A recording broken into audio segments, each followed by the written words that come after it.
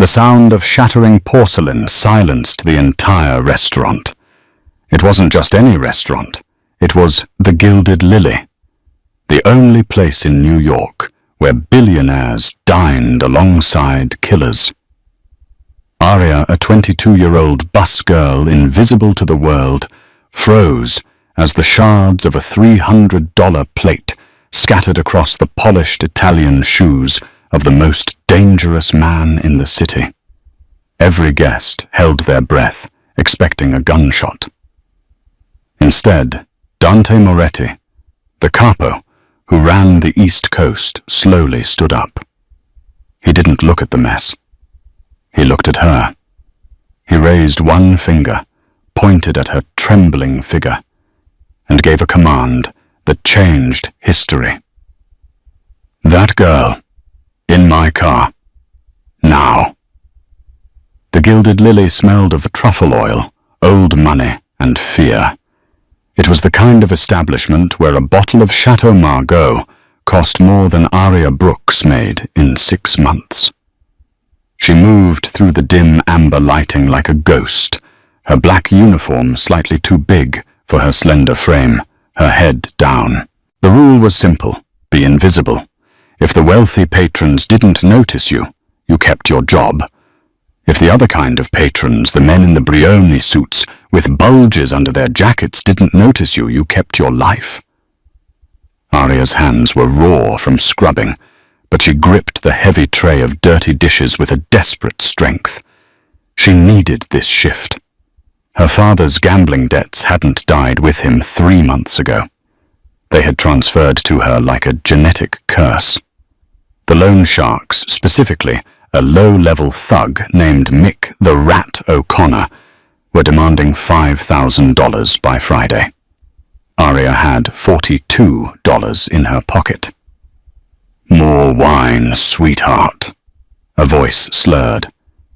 Aria stiffened. It was table 4. Mr. Sterling. He was a hedge fund manager with sweaty hands and a belief that the service staff was included on the menu. "I will get your server, sir," Aria whispered, keeping her eyes on the tablecloth. She reached for the empty appetizer plate. Sterling's hand shot out, grabbing her wrist. His grip was wet and tight. "I don't want the server. I want you. You have pretty eyes. Why are you hiding them?" "Please let go," Aria said, a panic spiking in her chest. She tried to pull back, but he yanked her harder. The tray in her other hand tipped. Gravity took over.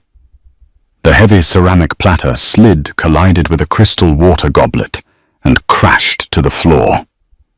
Crash! The sound was violent, echoing off the mahogany walls. In a normal restaurant, people would gasp. In the Gilded Lily, the room went instantly, terrifyingly silent. The piano player stopped mid-chord. The shards hadn't just fallen on the floor. They had scattered across the aisle, landing on the pristine, hand-stitched leather shoes of the man sitting at the center table. Table 1. The table nobody approached, without an invitation. Dante Moretti sat there. He was 32, though his eyes looked 1,000 years old. He wore a charcoal 3-piece suit that fit his broad shoulders like armor. He was sipping an espresso. His dark hair swept back his face, a mask of bored indifference. Next to him sat his consigliere, a man named Luca, and 2 bodyguards who looked like they chewed concrete for breakfast. Mr. Sterling, the hedge fund manager, immediately released Aria's wrist and turned pale. "Oh, God! Mr. Moretti, this clumsy idiot. Look what she did." Sterling stood up, wiping wine off his lap, desperate to distance himself from the disaster. "She tripped. I tried to catch her." "Stupid girl.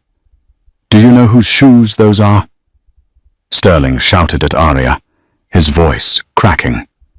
Aria was on her knees, her hands trembling as she reached for the sharp porcelain. I'm sorry, she whispered, tears stinging her eyes. I'm so sorry. She knew she was fired. Worse, she knew who Dante Moretti was. Everyone did. He was the king of New York. He didn't sue people. He erased them. Dante slowly placed his espresso cup on the saucer. The clink was the only sound in the room. He looked down at his shoes. Then he looked at Sterling, who was sweating profusely. Finally, his gaze shifted to Aria. She looked up terrified to meet his eyes. They were the color of cold steel. For a second, she saw something flash in them. Not anger, but recognition. Shock. It was gone as quickly as it appeared. Dante stood up. He was tall, looming over everyone. He adjusted his cufflinks. Mr. Sterling, Dante said. His voice was a low baritone, smooth as velvet, but heavy with threat.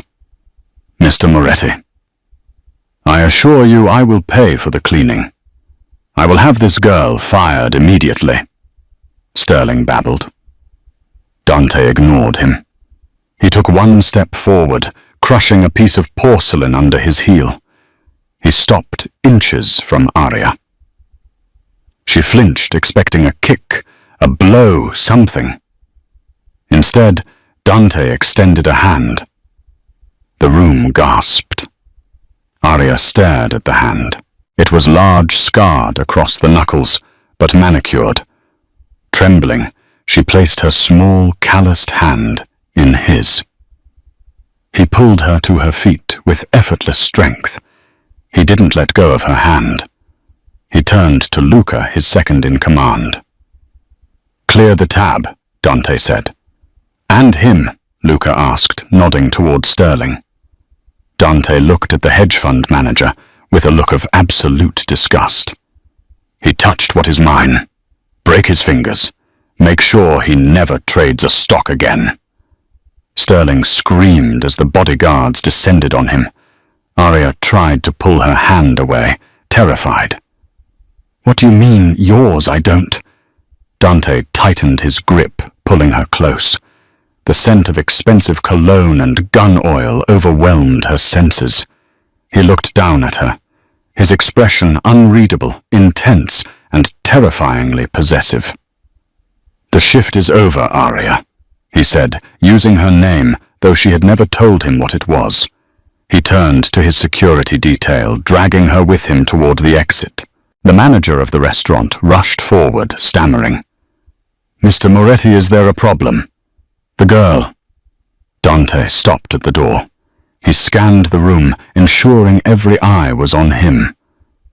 That girl, Dante announced, his voice carrying to the back of the kitchen. She comes with me. Now. If anyone asks where she went, tell them she belongs to the Moretti family. Before Aria could scream, she was swept out into the cool night air and shoved into the back of a waiting armored Rolls-Royce Phantom. The heavy door slammed shut, sealing her fate. The interior of the Rolls-Royce was silent as a tomb. The windows were tinted so dark that the city outside was just a blur of neon streaks.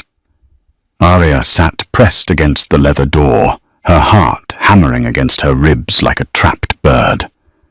Dante sat on the other side of the wide back seat, reading messages on a secure tablet. He hadn't looked at her since they got in. Where are you taking me? Aria asked, her voice shaking. I don't have any money. If this is about my father's debt, I promise I'm working on it. Dante tapped the screen, then locked the tablet. He turned his head slowly. Your father, Jack Brooks, a gambler, a drunk, died owing 60 grand to the Irish mob. You've been paying 300 a week just to keep them from breaking your legs. Is that accurate? Aria's mouth went dry. How do you know that? I know everything that happens in my city, Aria. Are you going to hurt me? Dante studied her face. He seemed to be searching for something, a lie, a mask, a hidden intent. That depends on how you answer my questions. The car swerved smoothly into the underground garage of a massive glass spire in Manhattan, the Obsidian Tower. It was Dante's fortress.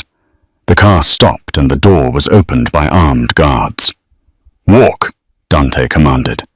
He led her to a private elevator that required a retinal scan to open. As they shot up 60 floors, Aria's ears popped. The doors opened directly into a penthouse that was larger than the entire house she grew up in. It was a masterpiece of modern architecture, floor-to-ceiling windows overlooking the skyline, black marble floors and modern art that looked like it cost millions. But to Aria, it looked like a cage.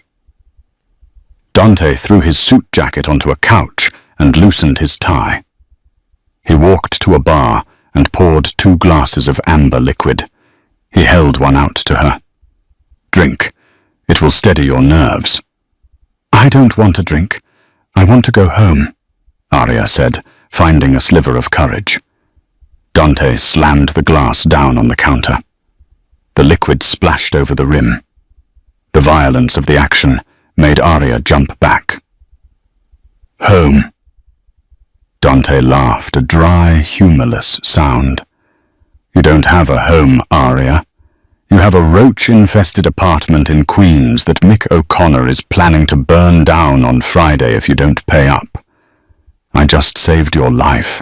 He walked toward her, backing her up, until her legs hit the edge of the leather sofa. She fell back onto it. He loomed over her, placing his hands on the back of the sofa, boxing her in. "Now tell me the truth." Dante hissed, his face inches from hers. "Who sent you?" Aria blinked, confusion warring with fear. "What? Don't play the innocent waitress with me. It's too convenient," Dante growled. "You're working at the Gilded Lily, the one neutral ground for the families. You accidentally cause a scene at my table. You have the face of a ghost, and you're wearing that." He reached out his fingers, grazing her collarbone. Aria flinched, but he wasn't trying to hurt her.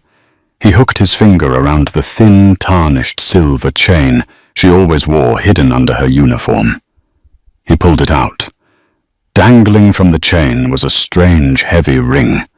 It looked like iron, engraved with a wolf holding a rose in its teeth. "Where did you get this?" Dante demanded, his voice dropping to a dangerous whisper. "It was my mother's," Aria cried, clutching the ring. "She gave it to me before she died when I was 5. It's all I have of her. Please don't take it." Dante stared at the ring, then at her eyes. He looked shaken. For the first time, the icy demeanor of the Mafia boss cracked. He stood up abruptly and walked to the window, running a hand through his hair. "Your mother," he muttered to himself. "Jack Brooks wasn't your biological father, was he?" "I don't know. He never talked about it. He just said, 'My mother was a mistake he made in Italy.'" Dante turned back to her. The look in his eyes had changed. It was no longer suspicion. It was something intense, protective, and calculating. "You aren't going back to Queens, Aria. You can't keep me here. That's kidnapping. Call it what you want," Dante said, walking over to a control panel on the wall. He pressed a button, and heavy steel shutters began to descend over the windows, locking the penthouse down. "You are the most dangerous loose end in this city right now. If the Rossi family finds out who you really are, they won't just kill you. They will start a war that burns New York to the ground."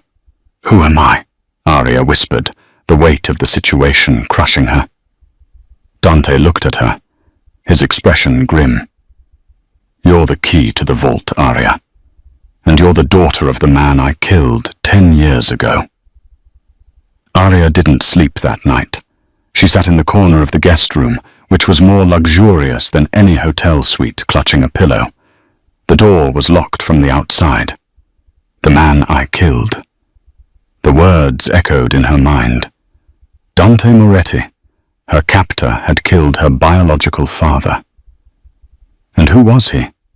Why did a simple silver ring make the most powerful man in the city look like he had seen a ghost?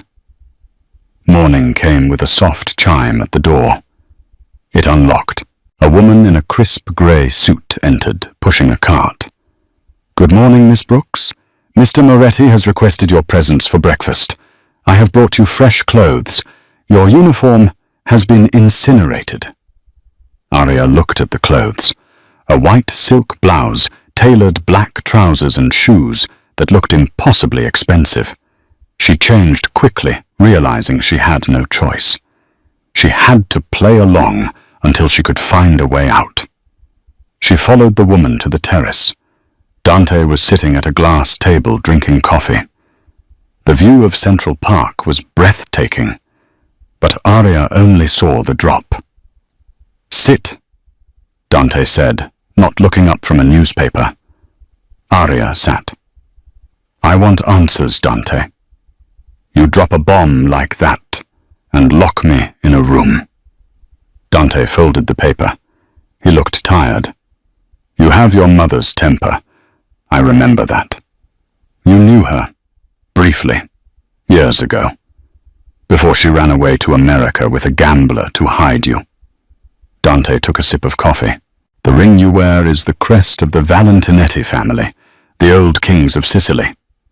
Arya laughed nervously. "I'm Italian, sure, but royalty? You're insane." "Not royalty," Dante corrected. "Mafia royalty. Your father was Lorenzo Valentinetti. He was the capo dei capi, the boss of bosses. He controlled the trade routes from Europe to the US.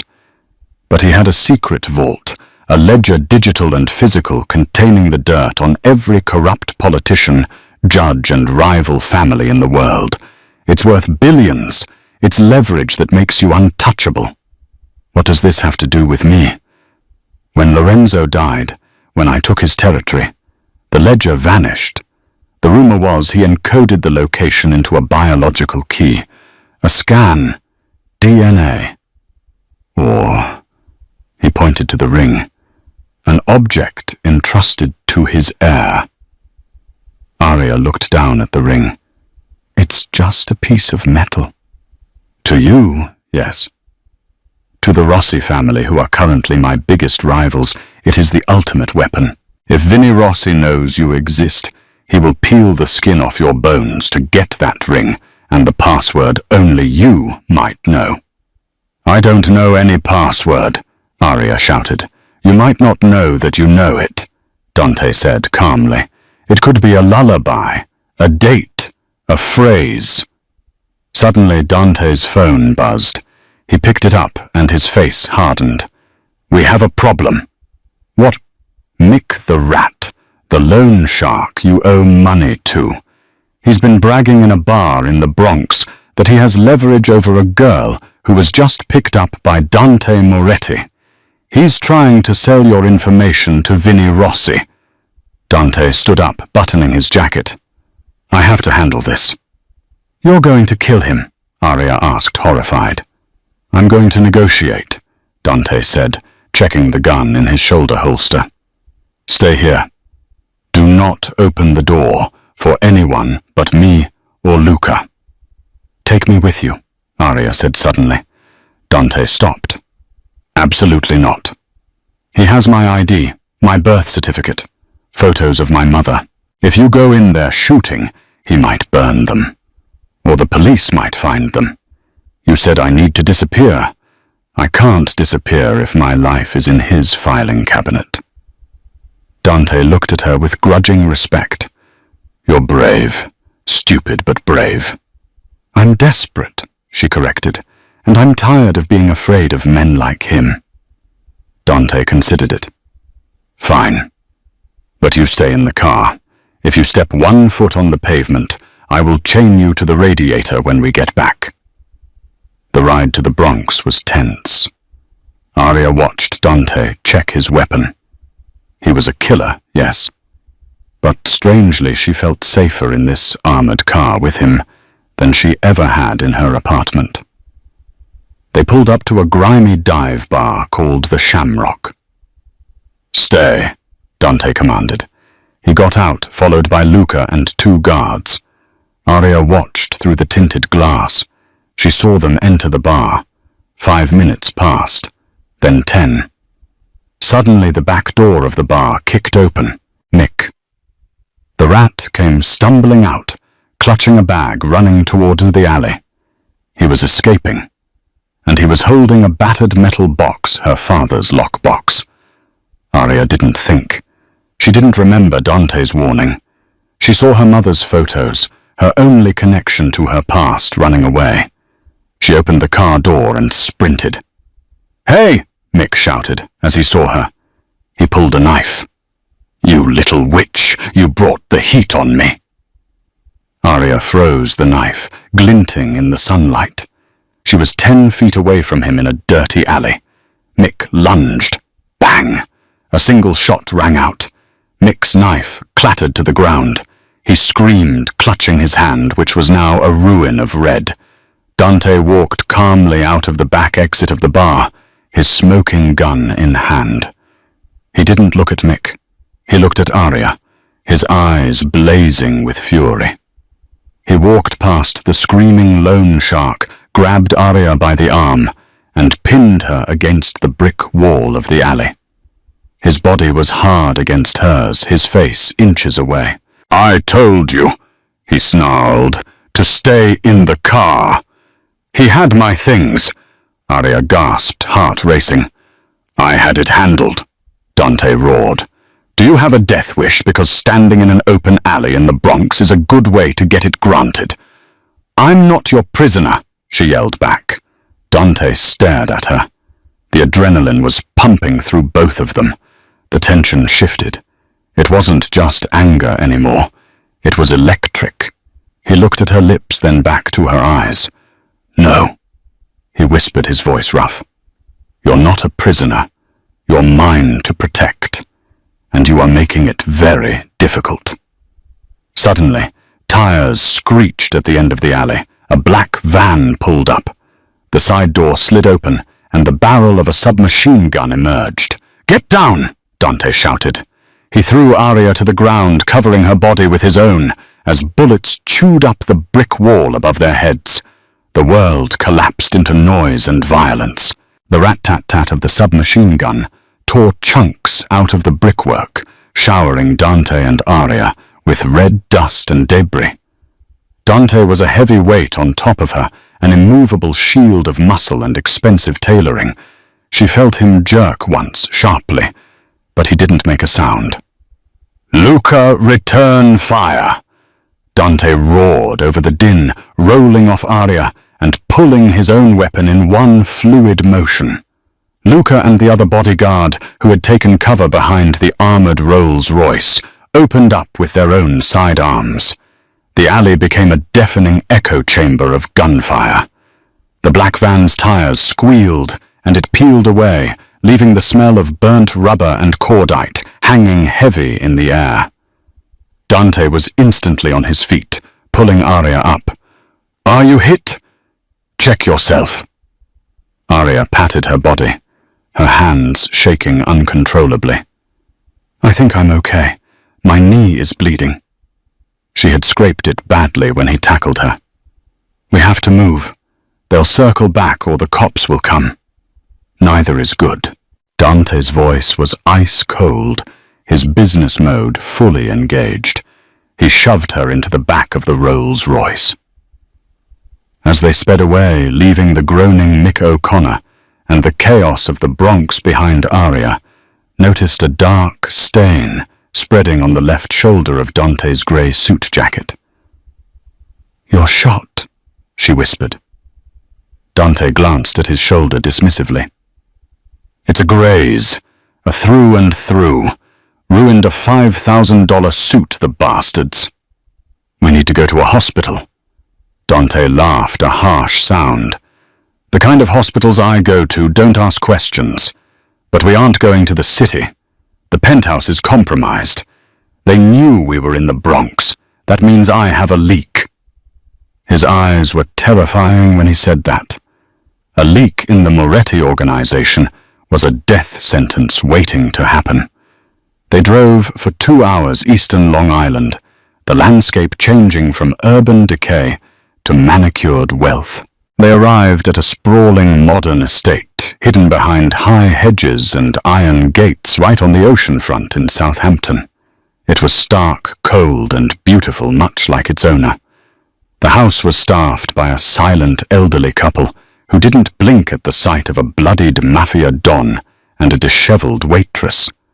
Upstairs in a master bedroom overlooking the churning Atlantic, Dante finally took off his jacket and shirt. Aria gasped. The graze was an ugly furrow carved into his deltoid muscle, still oozing sluggishly.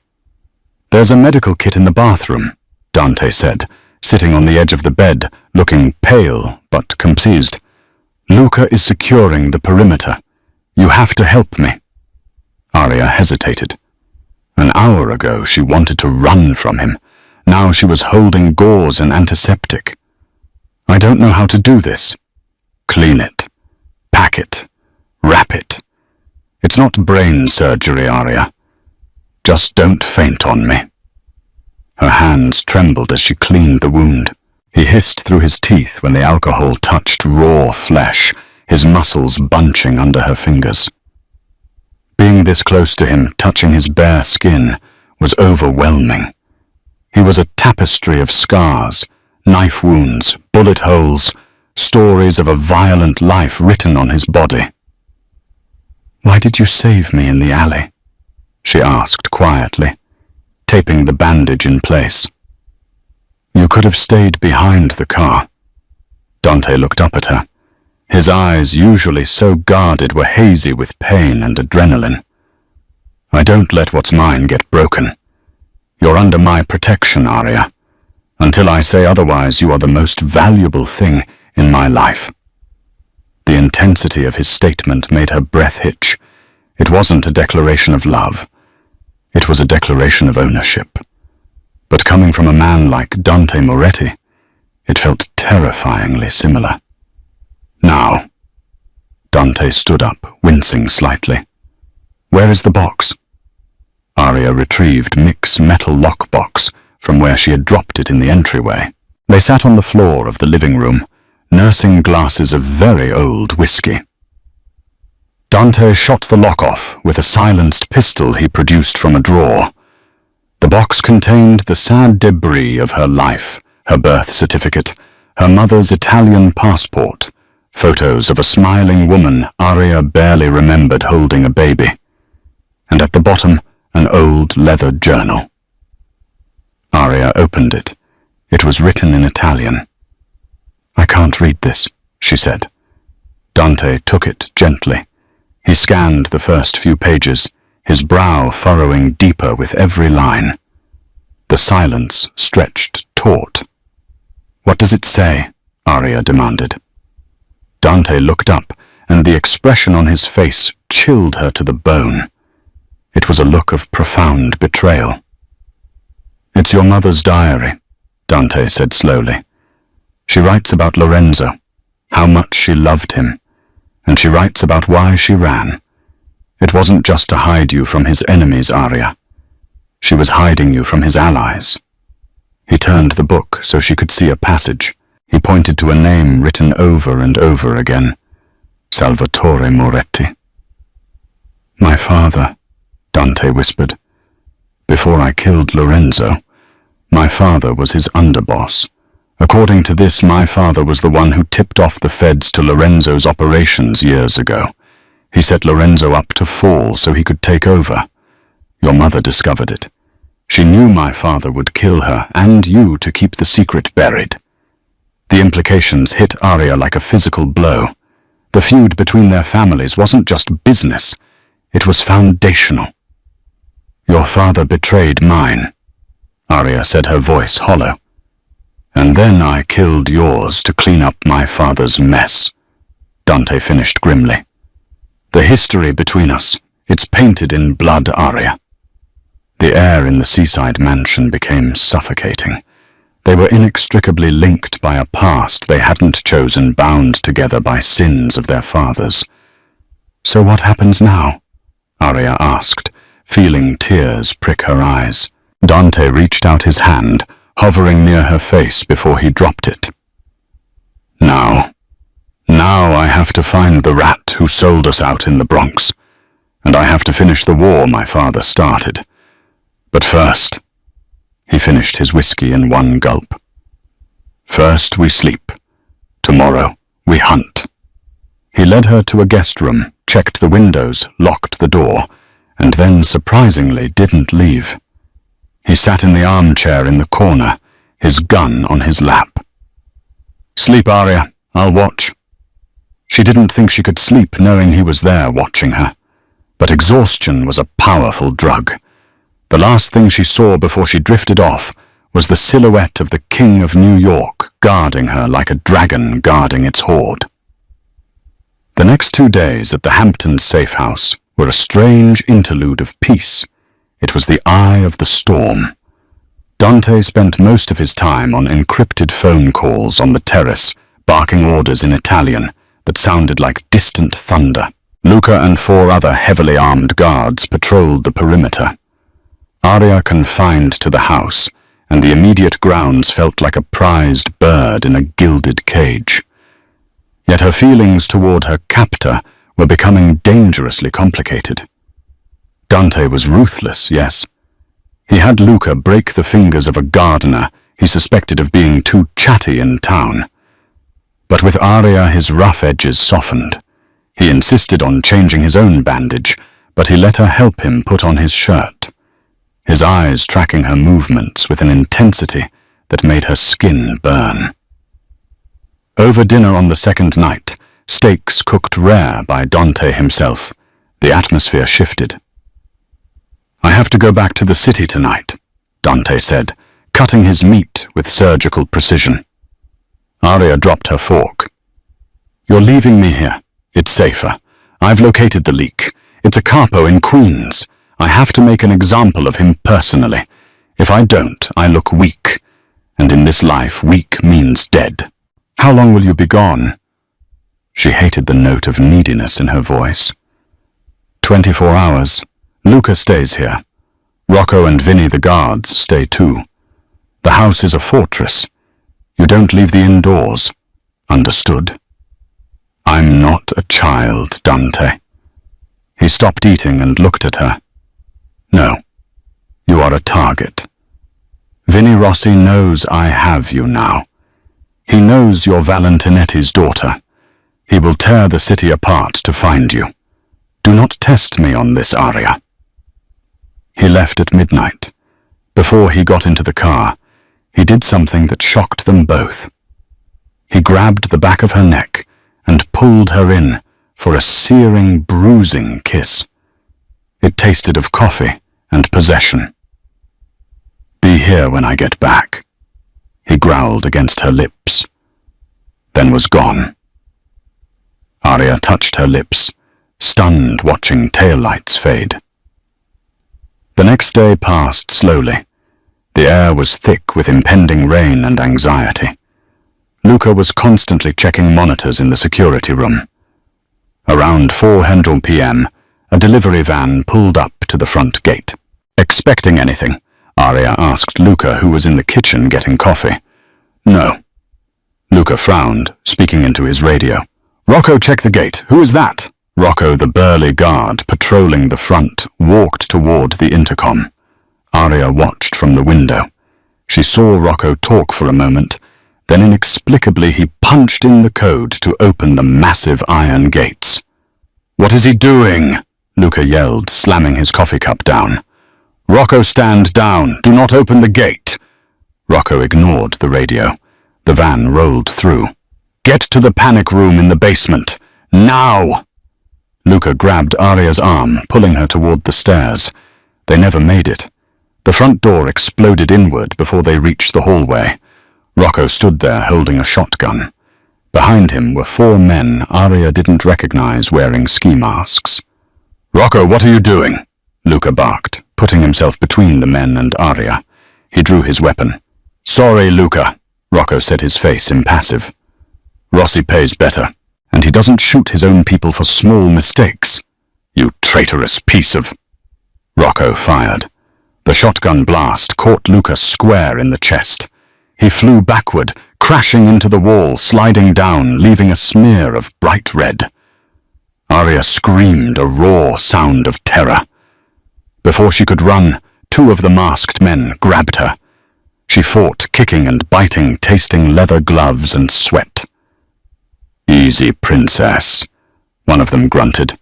Mr. Rossi wants you in one piece. Don't make us damage the merchandise.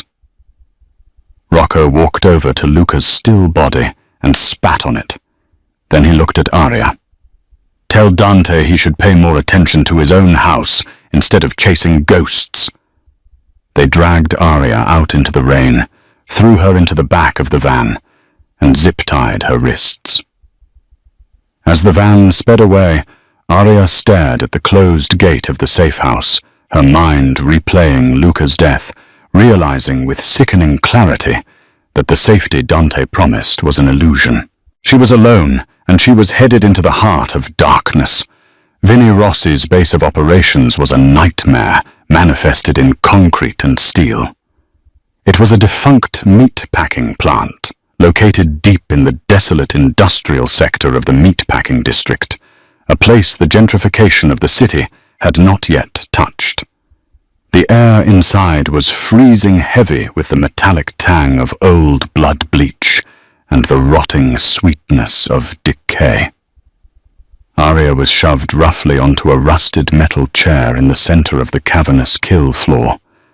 Her wrists were zip-tied behind her back, so tightly that her hands were already going numb. Above her, heavy iron hooks hung from motorized chains on the ceiling, swaying slightly in the draft like gallows. She shivered, but not just from the cold. She was surrounded by shadows. Men with guns stood at the perimeter, their faces obscured by ski masks, watching her with predatory indifference. From the darkness of the office catwalk, footsteps echoed slow, deliberate, heavy. Vinnie Rossi emerged into the harsh halogen light. He was the antithesis of Dante. Where Dante was polished granite and ice, Vinnie was grease and heat. He was shorter, with a paunch straining against a cheap silk shirt, and he smelled overpowering of stale cigar smoke and expensive tacky cologne. His eyes were like polished black stones, devoid of warmth or mercy. So, Vinnie sneered, descending the metal stairs.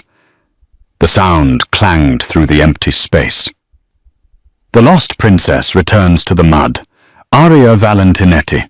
You look just like your whore mother, you know that. Aria lifted her chin.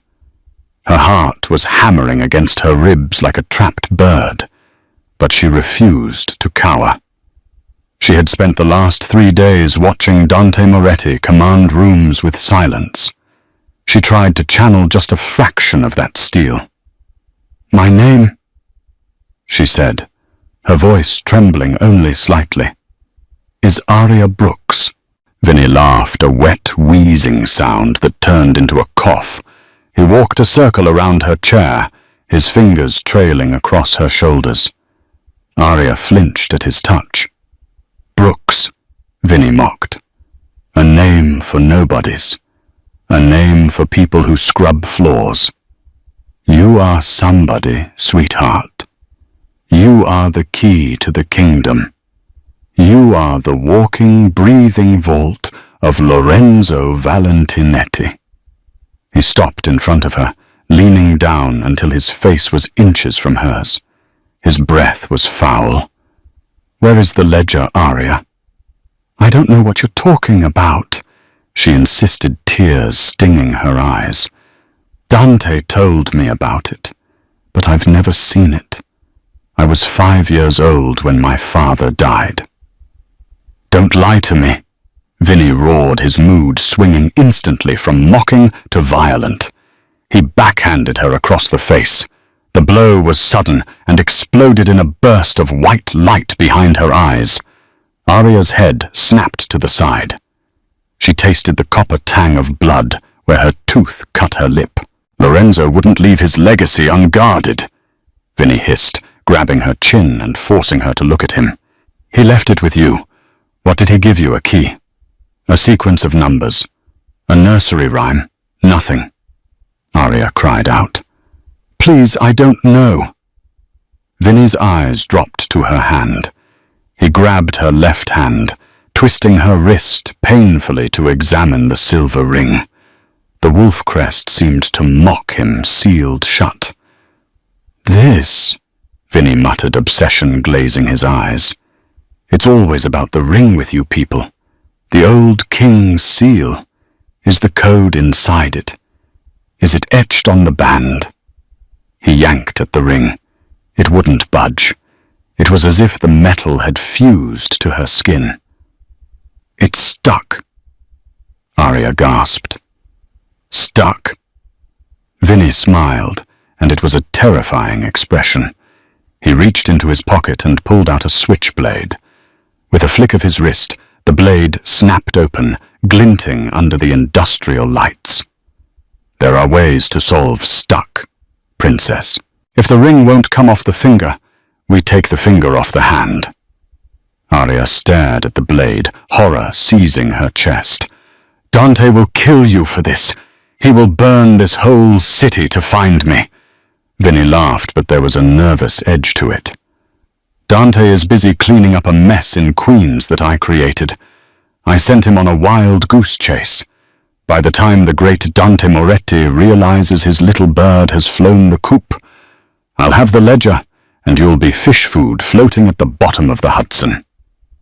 Across the river in a warehouse in Queens, the air was silent. Dante Moretti stood over the broken body of the capo, who had betrayed the location of the safe house.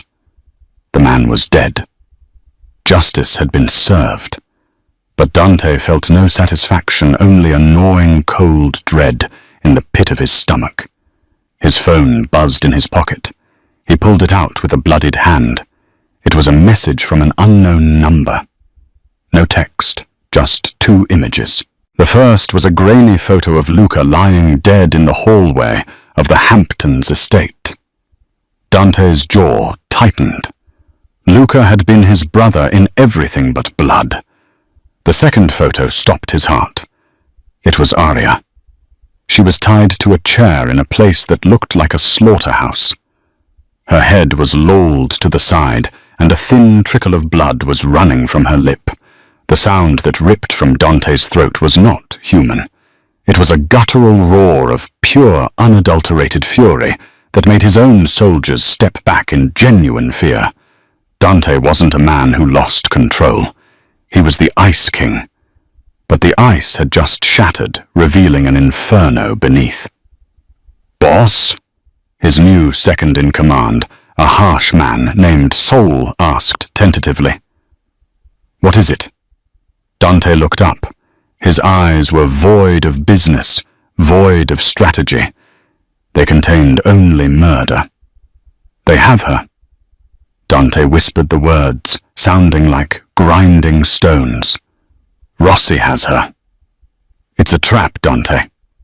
Taupo urged, checking his watch. Rossi wants you to come charging in. He'll have 50 guys waiting in the rafters. We need to plan. Plan. Dante interrupted, his voice terrifyingly quiet. He walked to the trunk of his car and popped it open, revealing an arsenal of military-grade weaponry. He picked up 2 assault rifles and tossed one to Sal. Call everyone, Dante commanded, checking the magazine of a handgun. Soldiers, associates, street runners, anyone who owes the Moretti name a favor. We are going to the meat-packing district. And what are the orders? Sal asked, racking the slide of the rifle. Dante turned to him, his silhouette framed by the city lights. Scorched earth, Dante said. We burn it to the ground. No one gets out of that building alive. Except the girl. Back in the meatpacking plant, time was running out. Vinny held the knife blade against the skin of Arya's finger, just above the knuckle. He was sweating profusely now, his patience eroding. "Last chance, Arya. How do I open the ledger?" Arya closed her eyes, trembling uncontrollably. She tried to retreat into her mind, to find a happy memory to hold on to before the pain started. She thought of her father, Lorenzo, a vague memory of a big man with a booming laugh smelling of espresso, spinning her around in a garden in Italy. What did he used to say about the ring? The wolf. The wolf waits. "I'm going to count to 3, Vinny threatened, pressing the blade down. A drop of blood welled up. 1, Arya sobbed. "I don't know. 2, boom." The world exploded.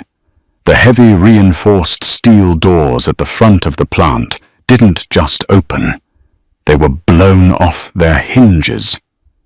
A concussive wave of pressure and debris swept through the cavernous room, knocking the knife from Vinny's hand and sending him stumbling backward. Thick grey smoke billowed into the entryway, swirling in the draught. Through the smoke, a figure emerged. Dante Moretti stepped into the light. He looked like the angel of death. He wasn't wearing his suit jacket. His white dress shirt was rolled up to the elbows, revealing forearms tense with lethal intent. In each hand, he held an automatic rifle. Behind him, a wall of shadows materialized, the Moretti army heavily armed and moving with military precision. "Rossi!" Dante bellowed. His voice echoed off the steel girders, louder than the machinery, louder than the ringing in Arya's ears. "Get away from her before I carve your heart out with a spoon!" Vinny scrambled up from the floor, panic seizing him. He realized too late that he hadn't just angered a rival. He had awakened a monster. "Kill them! Kill them all!" Vinny screamed to his men, concealed on the catwalks above.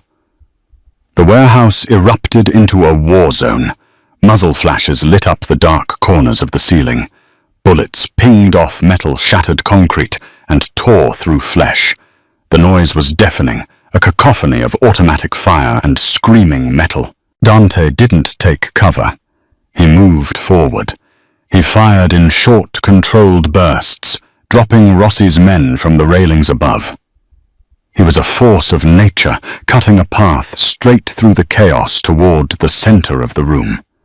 His eyes never left Arya. Vinny, realizing his men were falling too fast, made a desperate move. He lunged for Arya. He grabbed her by the hair, hauling her up from the chair. He wrapped his arm around her throat, pulling her body against his as a human shield. He snatched his knife from the floor and pressed it against her jugular vein. "You want her, Moretti?" Vinny shrieked, his voice cracking with terror, as Dante closed the distance to 20 yards. "Come and get her. But take one more step, and I paint the floor with her blood." Dante stopped. He dropped the empty rifles. His hands hovered over the pistols at his waist. The room went momentarily silent, save for the echoes of gunfire and heavy breathing. Arya looked across the distance. She saw Dante's chest heaving, saw the blood on his shirt, saw the absolute terror masked behind his rage. He had come for her. He had burned the city for her. And in that moment, looking at him, Arya realized she couldn't just be the damsel anymore. The warehouse was a cavern of deafening noise and blinding flashes. The air tasted of copper cordite and the sour stench of Vinny Rossi's fear. Arya was being dragged backward, her heels skidding uselessly against the slick, grime-coated concrete floor. Vinny's arm was a vice around her throat, cutting off her air, while his other hand pressed the cold, serrated edge of the switchblade against the soft skin under her jaw. "Back off! I swear to God.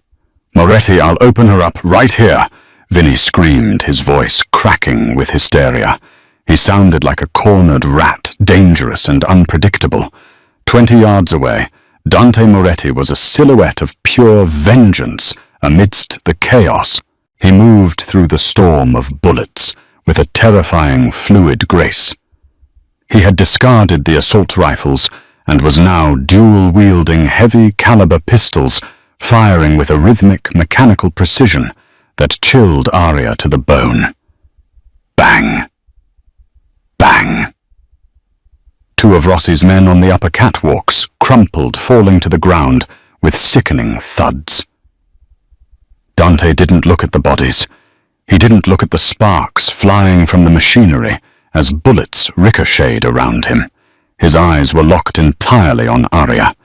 They were voids of icy blue fire, promising death to anyone who stood between him and her. He stepped over a dying gunman, without breaking stride, his face a mask of concentrated rage. "There is nowhere to run, Vinny." Dante's voice cut through the din, impossibly calm compared to the violence surrounding him. It wasn't a shout. It was a judgment. "Let her go, and I'll make it quick. Keep holding her, and I will make your death last for days." "You think I'm stupid?" Vinny shrieked, tightening his grip. Aria gasped as the blade broke her skin, a warm trickle of blood sliding down her neck. "She's my ticket out. You want her. Drop the guns. Drop them, or she dies." Time seemed to slow down for Aria. The roar of the gunfight faded into a dull thrumming in her ears. She could feel Vinny's frantic heartbeat against her back, hammering like a bird trapped in a cage. But then she felt her own heart. It was pounding against her ribs, hard and heavy. But it wasn't beating with fear anymore. Throughout her life, Aria had been invisible. The bus girl, the debtor's daughter, the victim. She had spent the last 3 days being moved from one cage to another, protected by men, threatened by men, owned by men. As she looked at Dante, this powerful, terrifying man walking through fire for her, something inside her snapped. It was a brittle, ancient lock, breaking deep in her soul. She remembered the ring. A sudden vivid memory of her father Lorenzo flashed in her mind. It wasn't the vague memory she had struggled with earlier. It was crystal clear. She was 5 years old, sitting on his lap during a thunderstorm in Palermo. He was holding her hand, tracing the wolf on the silver ring. "The wolf is a hunter, Aria." His deep voice echoed in her memory. "But the wolf on this ring, he is sleeping. He only wakes up when the blood runs hot, when the heart beats not for flight, but for the fight, when you are ready to bite back." Bite back. Aria's vision sharpened. The terrified girl from the Gilded Lily died in that moment, strangled by Vinny Rossi's arm. The woman who took her place was the daughter of the Capo dei Capi. She felt the silver ring on her finger suddenly grow warm, vibrating against her skin as if it had an electrical pulse. Her heart rate wasn't just fast, it was synchronized with a lethal intent. Vinny was distracted, his eyes darting frantically between Dante's approaching figure and the exits. He shifted his weight, preparing to drag her behind a pillar. It was now or never. Aria didn't scream. She didn't struggle aimlessly. She channeled every ounce of her rage into a single, calculated movement. She lifted her right leg and stomped down with all her strength, driving the hard heel of her expensive boot directly into Vinny's instep. The sound of small bones crunching was audible even over the machinery. Vinny howled, his grip loosening reflexively as pain shot up his leg. Aria didn't stop. She didn't try to run away. She threw her head back, using the back of her skull like a hammer, smashing it directly into Vinny's nose. There was a wet crack, and hot blood sprayed onto her cheek. Vinny staggered back, blinded by pain, his hands flying to his ruined face, the knife clattering to the floor. Aria dropped to her knees and rolled, scrambling behind a heavy, industrial mixer. "Dante, now!" she screamed, her voice raw and commanding. Dante didn't hesitate. He didn't need to aim. The shot was an extension of his will. He raised his right hand. Crack! Crack! 2 shots rang out in perfect unison. Vinny Rossi jerked violently backward, as if yanked by an invisible rope. 2 dark holes appeared in the center of his forehead. He collapsed onto the oil-stained concrete, his eyes wide and staring at nothing. The silence that followed was heavy, broken only by the settling dust and the distant sirens of approaching police. Dante holstered his weapons in one smooth motion. The mask of the killer vanished, replaced by sheer frantic desperation. He sprinted across the gap between them, skidding to his knees beside Aria. "Aria!" He pulled her into his arms, crushing her against his chest. His hands were everywhere, touching her face, her shoulders, her hair checking for bullet holes, for broken bones. "Look at me! Look at me! Are you hit?" Aria clung to him, burying her face in the crook of his neck. She smelled the gunpowder, the sweat, and the expensive cologne that was distinctly him. She was shaking the adrenaline crash, hitting her like a wave. "I'm okay," she gasped, her voice trembling. "I'm okay. You came. You really came." Dante pulled back, his hands framing her face.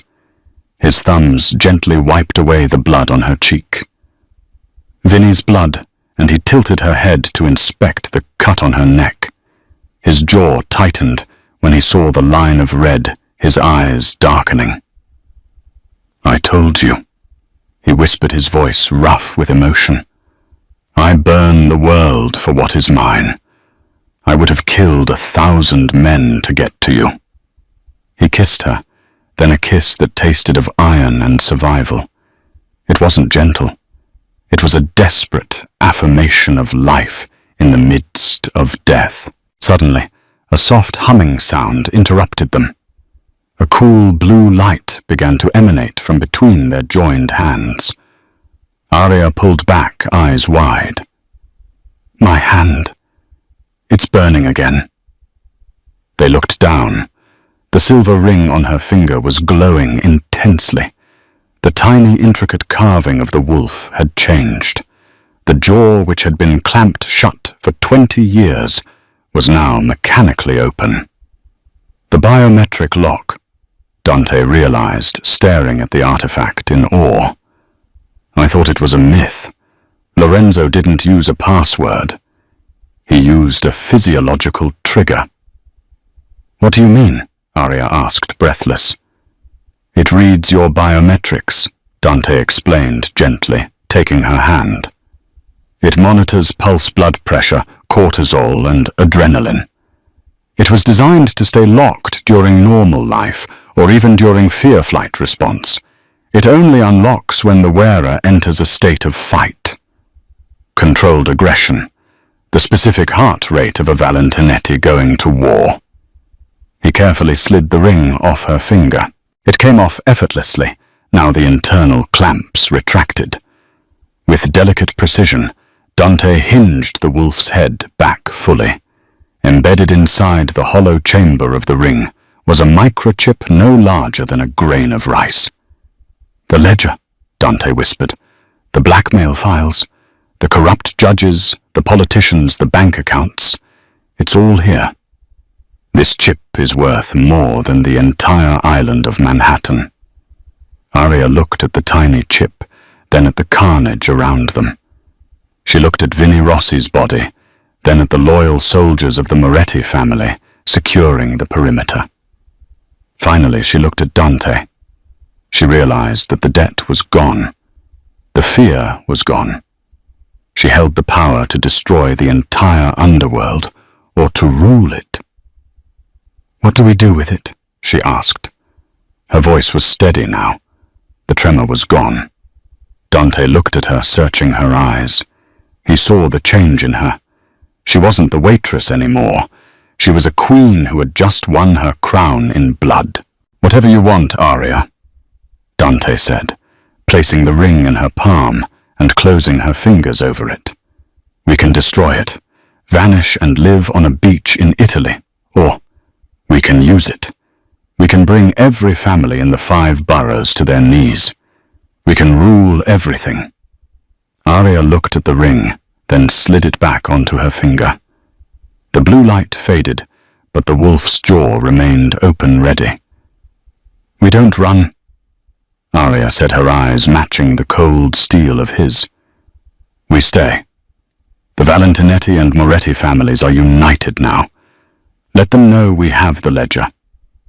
Let them know that if they come for us, they don't just face the wolf. They face the dragon too." Dante smiled. It was the first time she had seen him smile with genuine joy. It was dangerous, sharp, and breathtakingly handsome. "As you wish, my queen." He stood up and offered her his hand. Aria took it, gripping it tight. Together they walked past the bodies of their enemies, stepping out of the shadowed warehouse and into the blinding light of the New York dawn. The sirens were getting closer, but it didn't matter. They were untouchable now. They owned the city. And so the girl who collected plates became the woman who collected souls. In the brutal world of the Mafia, innocence is a liability, but love. Love is the most dangerous weapon of all. Dante and Aria didn't just survive the war. They ended it, sealing their legacy in blood and silver. Did your heart stop when Aria finally fought back? If you loved this intense Mafia romance saga, please smash that like button. Right now it helps us create more long-form stories for you. Don't forget to share this video with a friend who needs a new obsession, and subscribe with the notification bell on so you never miss the next episode. Do you think they should use the chip for good or evil? Let us know your theory in the comments below. Thanks for watching.